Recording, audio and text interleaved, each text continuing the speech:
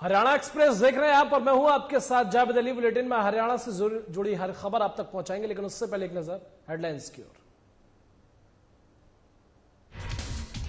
CM Manohar Lal ने किया मनसा देवी का आशीर्वाद। मौके पर हरियाणा विधानसभा के अध्यक्ष रहे मौजूद प्रदेशवासियों को दी नवरात्रों की हार्दिक शुभकामनाएं। हरियाणा के गृह मंत्री अनिल विज ने दी प्रतिक्रिया। किसान को घायल किए जाने के आरोप में दी प्रतिक्रिया। कहा, मामले को भड़काना चाहता है मुद्दाहीन विपक्ष।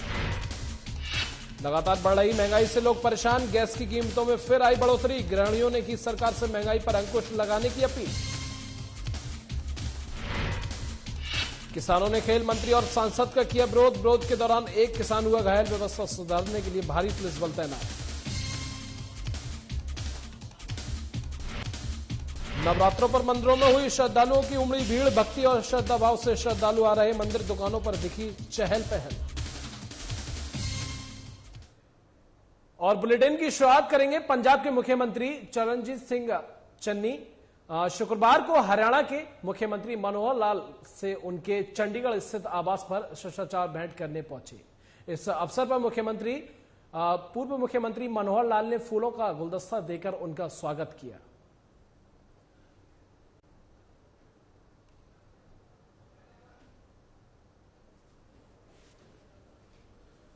तो पंजाब के मुख्यमंत्री चरणजीत सिंह चन्नी हरियाणा के मुख्यमंत्री मनोहर लाल खट्टर से मिलने पहुंचे, जहां पर हरियाणा के मुख्यमंत्री मनोहर लाल खट्टर ने उन्हें गुलदस्ता देकर उनका स्वागत किया।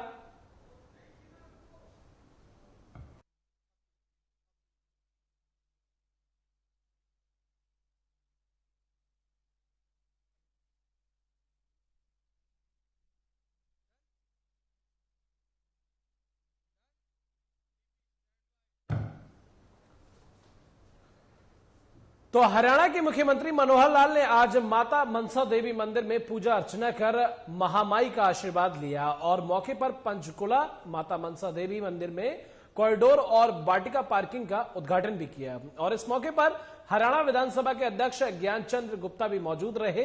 वहीं मुख्यमंत्री मनोहर लाल ने पत्रकारों से बातचीत करते हुए बताया कि यह कॉरिडोर मनसा देवी के पटियाला मंदिर से जुड़ेगा। इसके साथ ही उन्होंने कहा कि पिछले दिनों में एक बयान दिया गया और वो वास्तव में आत्मरक्षा के नाम से दिया गया था।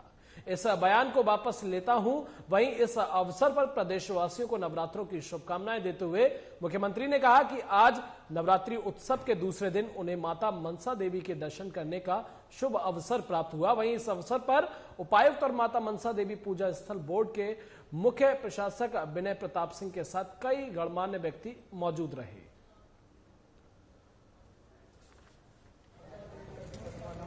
मित्रों, आज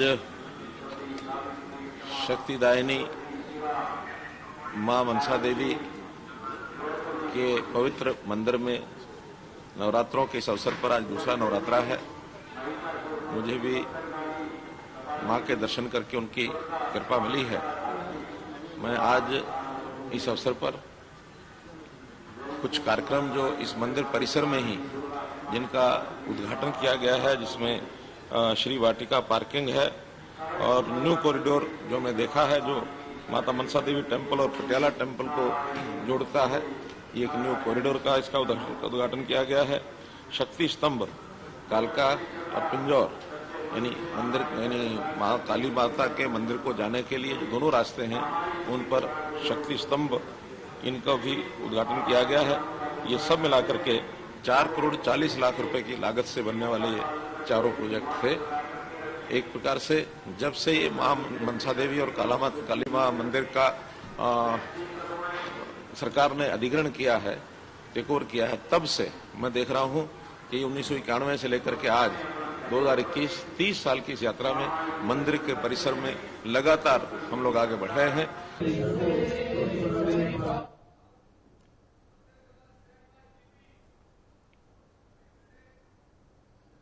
तो नवरात्रों पर इस बार सभी मंदिरों में भारी भीड़ नजर आ रही है। इससे पहले कोरोना काल में जहां श्रद्धालुओं ने भी सरकार द्वारा लगाई गई पाबंदियों का पालन करते हुए अपने घर पर बैठकर ही नवरात्रों पर पूजा अर्चना की थी। वहीं पाबंदियां हटाने के बाद जहां मंदिरों को भी नवरात्रों के लिए विशेष रूप से सजाया गया है, वहीं श्रद्धालुओं में भी भारी उत्साह देखने को मिला और आसपास के दुकानों पर भी अच्छी चहल पहल देखी जा सकती है।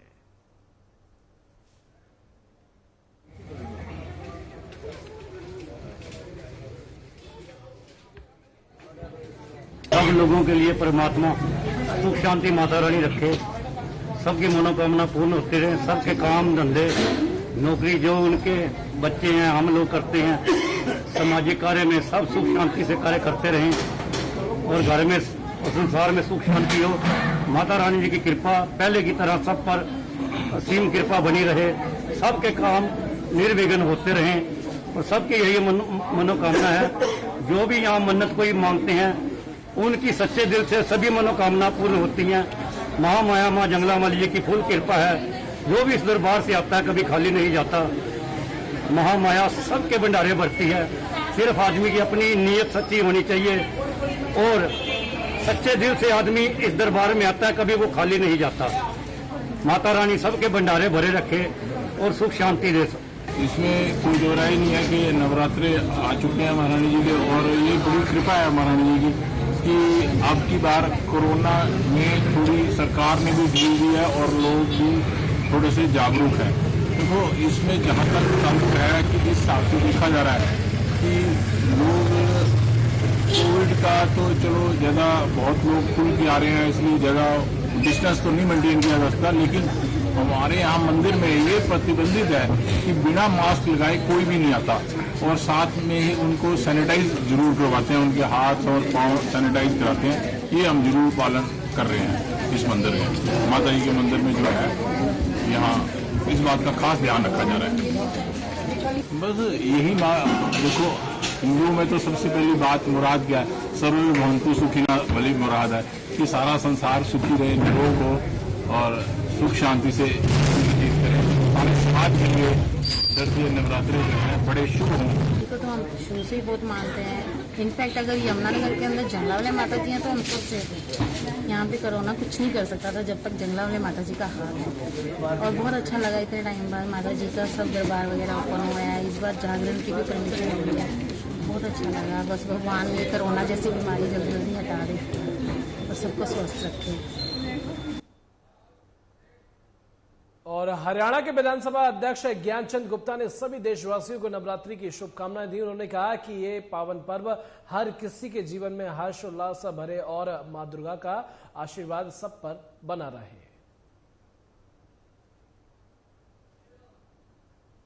परम पवित्र नवरात्रों के पावन अवसर पर मैं सभी पंचकुला वासियों को, हरियाणा वासियों को, देशवासियों को अपनी ओर से शुभकामनाएं देता हूं और महामाई से प्रार्थना करता हूं कि वो हमारे देश से, हमारे प्रदेश से जो बीमारियां हैं, चाहे वो कोविड है, चाहे वो डेंगू है, ऐसी बीमारियों को जल्द से जल्द दूर करे और ताकि सब लोग शांति प्रिय तरीके से रह सकें। हरियाणा के गृह और स्वास्थ्य मंत्री अनिल विज ने नारायणगढ़ में किसानों को घायल किए जाने के आरोप पर अपनी प्रतिक्रिया दी है। विज ने कहा कि नारायणगढ़ में जो भी मामला हुआ है उसमें दोनों पक्षों की रिपोर्ट दर्ज कर ली गई है और डीएसपी को इसकी जांच मार्क कर दी गई है और जो भी तथ्य सामने आएंगे उस पर काम किया जाएगा। वहीं यूपी के लखीमपुर में हुए घटना पर बोलते हुए अनिल विज ने कहा कि विपक्षी पार्टियों के पास कोई मुद्दा नहीं है और ये देश की शांति को भंग करना चाहते हैं। लखीमपुर में जो भी घटना हुई है उसकी सरकार ने जांच मार्क कर दी है और जो भी रिपोर्ट आएगी उसके अनुसार कार्रवाई की जाएगी। मुद्दाविहीन विपक्ष उसको भड़काना चाहता है, उस पर राजनीति करना चाहता है, पर हिंदुस्तान की जनता उनकी सच्चाई को पहचान चुकी है। तो गृह मंत्री अनिल विज ने विपक्ष पर निशाना साधते हुए अपनी प्रतिक्रिया भी दी। साफ तौर पर घायल किसानों को किए जाने के आरोप में अपनी प्रतिक्रिया दी कि विपक्ष जो है वो सिर्फ मुद्देहीन है, सिर्फ मुद्दे बनाता है। चूंकि जैसे जैसे विधानसभा चुनाव नजदीक आ रहे हैं, ऐसे में विपक्ष जो है लगातार अपनी रोटियां सेकने का काम कर रहा है। सरकार के द्वारा लगातार काम किया जा रहा है। विपक्षी पार्टियां हैं, मुद्दा विहीन विपक्षी पार्टियां। अब ये देश में शांति को भंग करना चाहते हैं। लखीमपुर की जो भी घटना या दुर्घटना हुई है, सरकार ने उसका संज्ञान लिया है, उसकी जुडिशियल इंक्वायरी मार्क कर दी है और जो भी तथ्य सामने आएंगे उसके ऊपर कार्रवाई की जाएगी। लेकिन मुद्दा विहीन विपक्ष उसको भड़काना चाहता है, उसके ऊपर राजनीति करना चाहता है, उसके ऊपर खेलना चाहता है। और हिंदुस्तान की जनता इनकी सच्चाई को पहचान चुकी है। और कृषि कानूनों के विरोध में किसान पिछले 10 महीने से प्रदर्शन कर रहे हैं और किसान लगातार बीजेपी और जेजेपी के नेताओं का काले झंडे दिखाकर विरोध कर रहे हैं। इसी कड़ी आज नारायणगढ़ में सैनी भवन में एक प्रोग्राम रखा गया, जिसमें खेल मंत्री संदीप सिंह और कुरुक्षेत्र से सांसद नायब सैनी पहुंचने वाले थे। जैसे ही किसानों को इस बात का पता चला तो किसान बाउंस कार्यक्रम का विरोध करने पहुंच गए और किसानों ने जमकर नारेबाजी की और किसानों ने भी रोड भी जाम कर दिया। इस विरोध में एक किसान घायल भी हो गया। व्यवस्था को सुधारने के लिए मौके पर भारी पुलिस बल भी तैनात किया गया। वहीं इसी बीच एक किसान ने आरोप लगाया कि उसके ऊपर गाड़ी चढ़ाने की कोशिश की गई।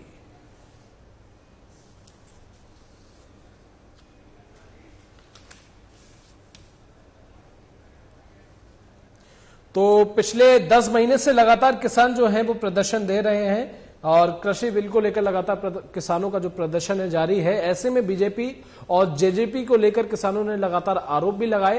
किसानों के आरोप हैं कि लगातार जिस तरह से किसानों के साथ दुर्व्यवहार किया जा रहा है, लेकिन जो बिल हैं वो अभी तक नहीं हटाए जा रहे हैं, लेकिन किसानों के साथ लगातार दुर्व्यवहार किया जा रहा है। उसी के मद्देनजर किसानों ने खेल मंत्री संदीप सिंह का विरोध किया और विरोध के दौरान एक किसान घायल भी हो गया। जबकि एक किसान का कहना है कि इस विरोध प्रदर्शन में हमारे ऊपर गाड़ी चढ़ाने की कोशिश भी की गई।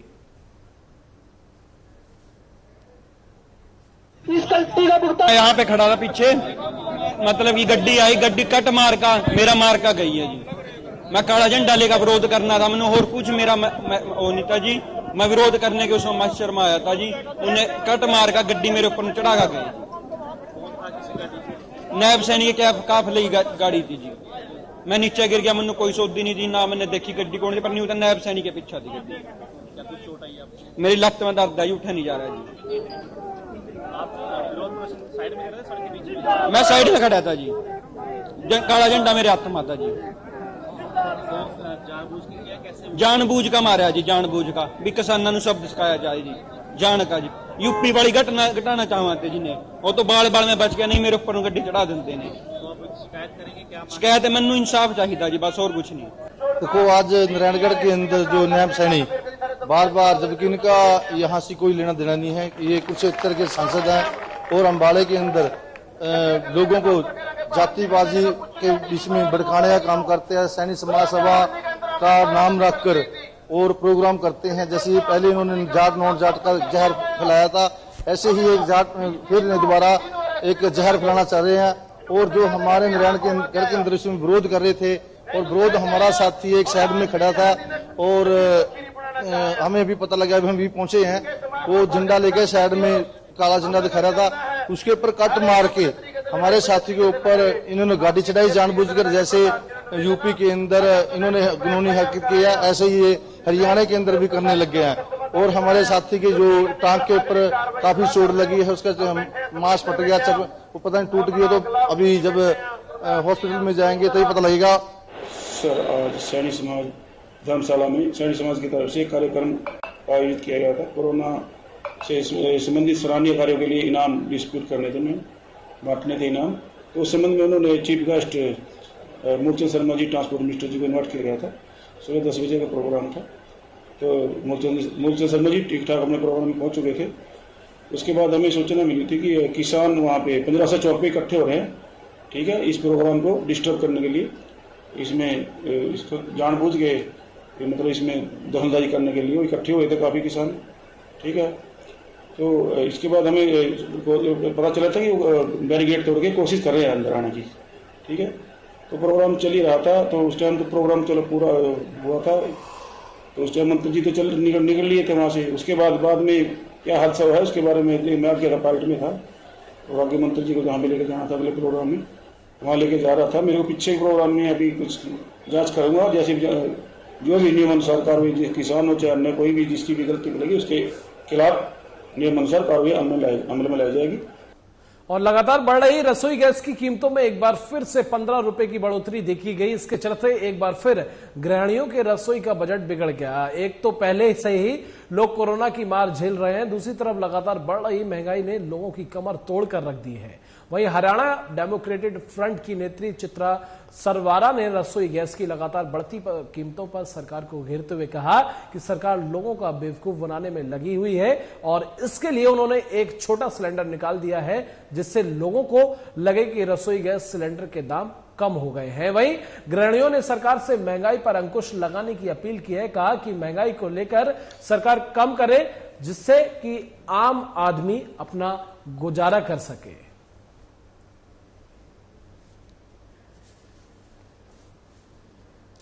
तो लगातार बढ़ रही महंगाई को लेकर महिलाएं परेशान हैं। महिलाओं का बजट लगातार बिगड़ा हुआ है। सरकार ने बड़े ही तामझाम से उज्ज्वला स्कीम लॉन्च करी, जब भी करी। उज्ज्वला 1 था चाहे उज्ज्वला 2 था। उज्ज्वला 1 के टाइम पे हमने देखा हर पेट्रोल पंप पे गृहिणियों की तस्वीरें थी कि उनका जीवन सुधर गया है, उनके लंग्स सुधर गए हैं, उनका घर परिवार सुधर गया है, वो बच्चों को समय देती है क्योंकि उन्हें ईंधन इकट्ठा करने जंगल में नहीं जाना पड़ता। गैस चूल्हा धुआं अब उनकी जिंदगी से जा चुका है। लेकिन तब भी सबने ये देखा कि गैस सिलेंडर तो मिल गया, लेकिन भरवाने के पैसे किसी के पास पहली टर्म में ही नहीं बचे थे, जो भाजपा की पहली टर्म थी।